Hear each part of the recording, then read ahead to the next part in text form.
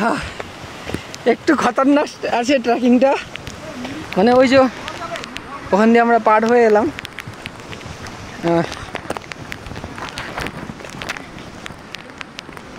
ওই ওখান থেকে এলাম, নিচে থেকে, ওই দিক থেকে।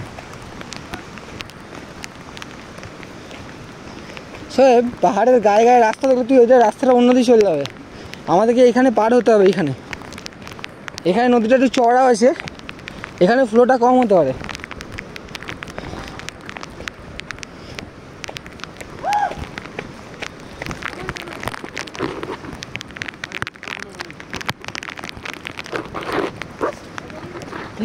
হ্যাঁ আসো আসো, আমরা এখন এক্সাইটমেন্টে দৌড়াচ্ছে সব, কোনো জলদি নেই, লেকিন এক্সাইটমেন্টে দৌড়াচ্ছে। রাস্তা মানে সেই অ্যাডভেঞ্চার, মানে কোনো কারণ নেই, এক্সাইটমেন্টে দৌড়াচ্ছে সব। ও দারুণ, মানে সেই লাইফের একটা ওয়াও।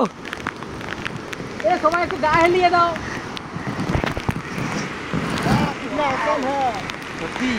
Haven view look. চলো আগের দিকে আওয়াজ যাচ্ছি আমরা, আমার এখানে এক্সাইটমেন্টে দৌড়াচ্ছি সব, কোনো কারণ নেই।